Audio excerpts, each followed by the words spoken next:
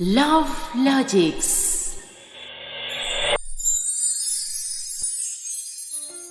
Hello दोस्तों, love logics channel में आपका स्वागत है। ये कहानी शुरू होने से पहले जल्दी से हमारे चैनल को सब्सक्राइब करके बेल आइकन दबा दीजिए, क्योंकि हम आएंगे हर बार एक नए लव स्टोरी के साथ। मामा मामी को कुछ पता नहीं था कि अंदर क्या हुआ, पर उन्हें तो पैसे मिल गए थे, इसीलिए वो बहुत खुश थे। पर राधा के कानों में बस यही बात गूंज रही थी कि उसे यहाँ से भाग जाना चाहिए। आधी रात को राधा दबे पांव घर से निकल के शहर जाने के मेन रोड पे पहुंची। कुछ देर बाद एक बस आई और राधा बिना कुछ सोचे उसमें चढ़ गई। Ticket ticket ticket. Hello madam, कहाँ जाना है? ये बस कहाँ तक जाएगी? शहर में हर जगह जाएगी। तुम्हें कहाँ जाना है बताओ? मुझे आखिरी वाले जगह पे जाना है। ओ अच्छा, सुंदर नगर जाना है। 40 रुपए। फूल बेच के राधा जो पैसे जोड़ी थी उसमें से 40 रुपए दे दी। अब उसे बहुत सुकून महसूस हो रहा था। फिर कब नींद लग गई कुछ पता नहीं चला। बस पूरे शहर में घूम आई, हर स्टॉपेज में रुकी, पर राधा की सुकून भरी नींद नहीं खुली। और आखिरी स्टॉप में कंडक्टर राधा को नींद से जगा दिया। ओ मैडम, चलो चलो, सुंदर नगर आ गया, जल्दी करो। हाँ, शहर की भीड़ में बीच रास्ते पर थी राधा। पहली बार शहर में आई थी। कुछ समझ नहीं आ रहा था कि कहाँ जाए और कैसे जाए। पर राधा अब रुकने वाली नहीं थी। जहाँ तक रोड दिख रहा था राधा आगे बढ़ती चली गई। एक टाइम ऐसा आया कि अब राधा के पैरों में और चलने की ताकत नहीं बची थी। लड़खड़ा के चलती हुई राधा एक कार के सामने आ गई। कार का धक्का तो इतना सख्त नहीं था, पर राधा अपने थकान के कारण वहीं पर बेहोश हो गई।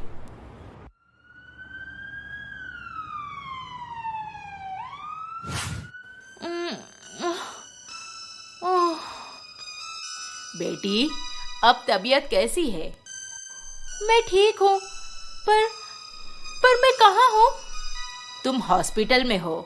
हमारे गाड़ी के सामने आकर तुम बेहोश हो गई थी। बेटी, तुम्हारा नाम क्या है और तुम्हारा घर? नाम?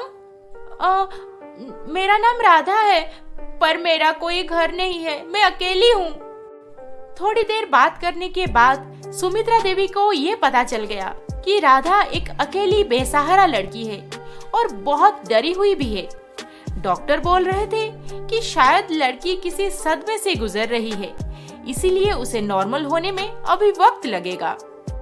बेचारी अकेली लड़की को छोड़ के मैं कैसे चली जाऊंगी अपने घर? नहीं नहीं, ये तो गलत होगा। राधा, अब तुम कहाँ जाओगी? चलो मेरे साथ मेरे घर पे चलो।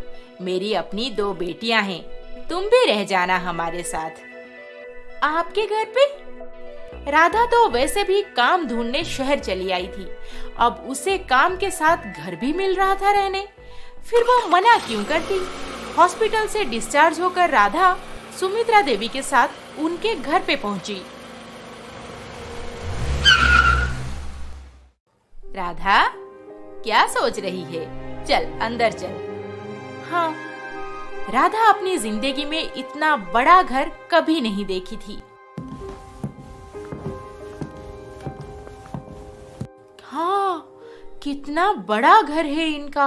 कितनी बड़ी गाड़ी में घूमती है, फिर भी कितने अच्छे से बात करती है मेरे साथ। बहुत अपनापन महसूस होता है इनसे बात करके। आ राधा, बैठ यहाँ पे, मैं तेरे लिए कुछ खाने को लाती हूँ। इतनी मीठी बातें, इतना अपनापन राधा को कभी नहीं मिला था। अब वो अपनी आंसू रोक नहीं पाई। माँ, अरे पगली, माँ बोल रही है और रो भी रही है। बस कर, चुप हो जा, अब से सब ठीक हो जाएगा।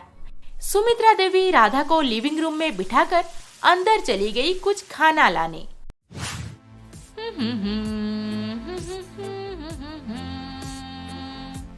ये है जेनिका, सुमित्रा देवी की छोटी बेटी, बड़ी नकचढ़ी और बदतमीज। किसी को भी नीचा दिखाने में इससे बड़ा मजा आता है। Mom, mom, OMG, who are you? जी, कौन है तू? हमारी नौकरानी? तुझे देख के तो नहीं लगता कि तू नौकरानी का काम कर पाएगी, और इतनी सुंदर नौकरानी हमारे घर पे रहेगी तो हमें कोई वैल्यू ही नहीं मिलेगी। कहाँ से आई है तू? जेनिका, ये है राधा, मेरे गांव से आई है। वो आज से हमारे साथ हमारे घर पे रहेगी। पर मॉम, आखिर ये करेगी क्या यहाँ पे? इसकी उम्र तो कुछ 16-17 साल की होगी। तुम्हें ये सब सोचने की जरूरत नहीं। जाओ, अंदर जाओ। सबके साथ बदतमीजी से बात करती है। I don't care। सुमित्रा देवी राधा को खाना खिला के उनके बंगले में एक कमरा दे दिए रहने के लिए, और राधा भी यहाँ पे बहुत खुश थी। हरगिज नहीं जाऊंगी। तुम्हारे घर पे तुम्हारे माँ बाप की नौकरानी नहीं हूँ मैं। हमेशा बोलते हैं ये काम करो, वो काम करो। What nonsense. तुम्हें मुझसे नहीं, एक काम वाली से शादी करनी चाहिए थी। ये है सोनिका, सुमित्रा देवी की बड़ी बेटी, जो ससुराल में झगड़ा करके मायके आ गई है। अब पति उसे वापस घर बुलाने आए हैं तो उनके साथ उसका झगड़ा चल रहा है। सोनिका, वो तुम्हारा घर है, हमारा घर है। मेरे माँ बाप तुम्हारे कुछ नहीं लगते क्या?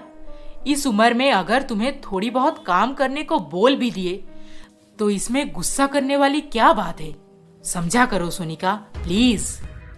तुम खुद समझा करो और अपने माँ बाप को भी समझा दो कि तुम्हारी दूसरी शादी गांव की किसी गवार से करवा दें।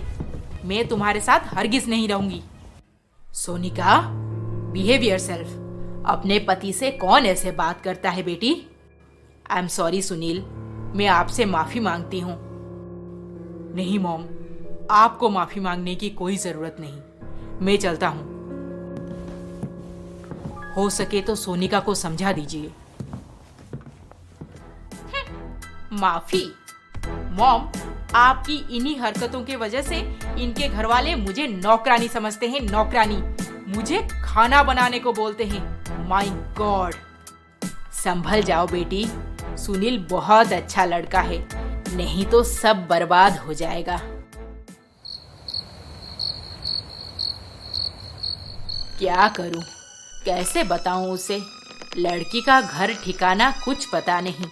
शायद वो छुपा रही है मुझसे, पर आजकल किसी पे भरोसा भी तो नहीं किया जा सकता। मन तो कह रहा है कि लड़की बहुत भोली भाली है, मुझे उससे सब कुछ बता देना चाहिए, कहीं आगे देर ना हो जाए। राधा, अब कैसी हो बेटी? मैं ठीक हूँ माँ। देखो बेटी, मैं तुम्हें जो बताने जा रही हूँ उससे सुनने के बाद टेंशन मत लेना। मैं वादा करती हूँ, तुम जैसे चाहोगी सब कुछ वैसे ही होगा। क्या बात है माँ, बोलिए ना। डॉक्टर को आज तुम्हारे चेकअप करते समय पता चला कि तुम 1 महीना पेट से हो बेटी। पेट से? मैं पेट से हूँ? इसके आगे क्या होने वाला है, ये जानने के लिए हमारा अगला एपिसोड देखना ना भूलें। और अभी तक आपने हमारे चैनल को सब्सक्राइब नहीं किया है तो जल्दी से सब्सक्राइब करके बेल आइकॉन दबा दीजिए। अरे अरे अरे अरे, इस वीडियो को लाइक, शेयर, कमेंट करना ना भूलें। जल्द ही मिलेंगे अगले एपिसोड के साथ। नमस्ते।